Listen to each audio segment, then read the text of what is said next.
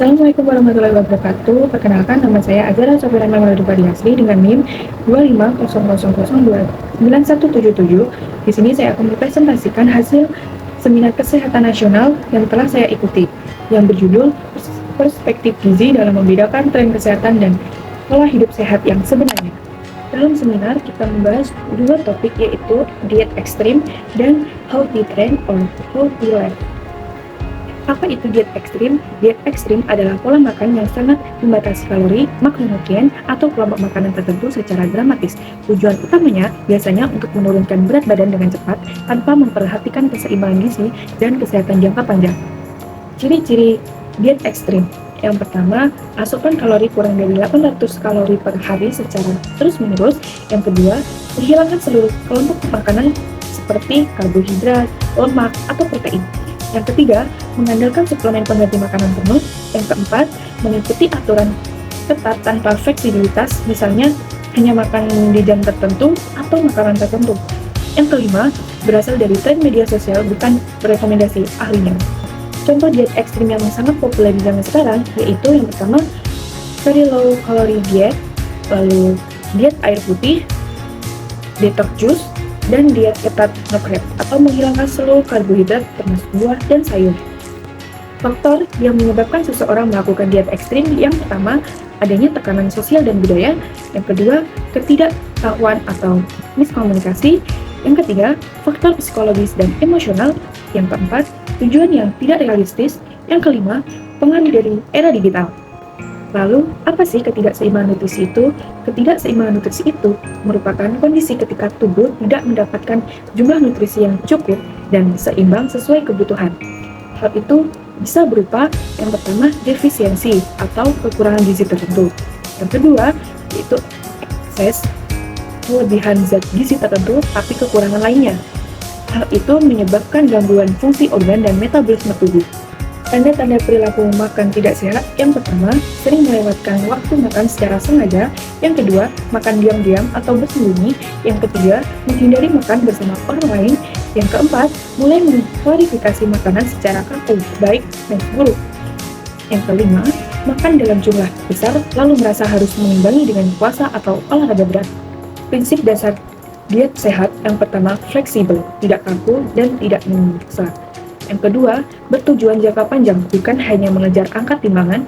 Yang ketiga, memenuhi kebutuhan gizi makro dan mikro. Yang keempat, menyesuaikan dengan gaya hidup, aktivitas fisik, dan kondisi medis. Yang kelima, fokus pada perilaku sehat, bukan hanya hasil akhir. Pada topik kedua, pembahasannya mengenai infomedi, yaitu kelebihan informasi, di mana sebagian akurat dan sebagian tidak, yang membuat seseorang kesulitan untuk menemukan informasi kesehatan yang dapat dipercaya saat dibutuhkan. Dampak infodemik ini yaitu yang pertama, masyarakat kebingungan.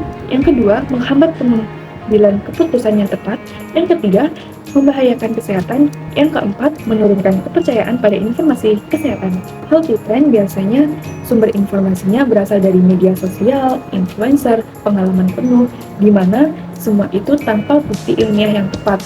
Tujuannya ingin hasil yang cepat, praktis, instan, dan seringkali demi penampilan.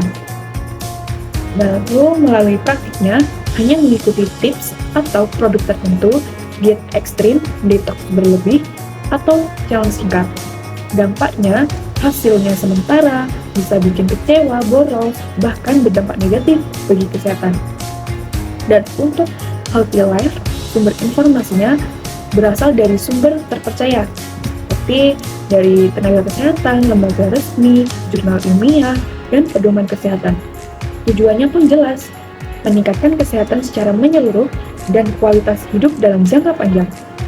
Lalu melalui praktiknya, mereka menerapkan pola hidup sehat seimbang dengan makan bergizi, aktivitas fisik, tidur cukup, dan kelola stres. Dampak bagi kesehatannya yaitu kesehatan yang optimal, energi lebih baik, mencegah penyakit, dan hidup lebih berkualitas. Lalu, mengapa sih tren kesehatan itu mudah menyebar? Hal itu dapat dipengaruhi oleh yang pertama, media sosial, di mana konten kesehatan dikemas secara menarik, singkat, dan mudah dibagikan.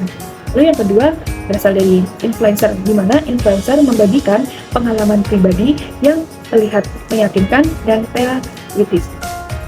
Yang ketiga, algoritma, di mana algoritma media sosial mendorong konten populer agar menjangkau lebih banyak orang.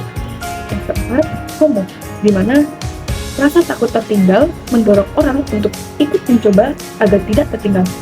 Yang kelima, perilaku, di mana masyarakat mengikuti tren tanpa verifikasi hingga menjadi perilaku sehari-hari. Media sosial bisa menjadi sahabat kesehatan maupun bisa menjadi ancaman kesehatan. Di mana media sosial bisa menjadi sahabat kesehatan? Yang pertama, akses informasi kesehatan yang cepat dan mudah. Yang kedua, konten edukatif dan inspiratif memotivasi hidup lebih sehat. Yang ketiga, program kesehatan dapat menjangkau lebih banyak orang. Yang keempat, komunitas online memberikan dukungan emosional dan pengalaman. Dan untuk ancaman kesehatan yaitu berupa informasi tidak akurat yang dapat menyesatkan dan membahayakan masyarakat. Kedua, mendorong diagnosis mandiri dan klaim berlebih tanpa adanya bukti ilmiah. Yang ketiga, memicu kecemasan, body image, dan tekanan sosial. Yang keempat, membeli produk kesehatan tanpa verifikasi dan kebutuhan. Itu semua kuncinya, gunakan media sosial dengan bijak, pilih informasi yang tepat, dan jadikan bagian dari solusi, bukan bagian dari masalah. Dari semua itu, terdapat 4 langkah menjadi pengguna informasi kesehatan yang cerdas dan bertanggung jawab. Yang pertama, akses informasi kesehatan yang relevan dari sumber terpercaya. Yang kedua, pahami informasi kesehatan dengan benar. Yang ketiga, nilai dan kritisi informasi kesehatan secara objektif.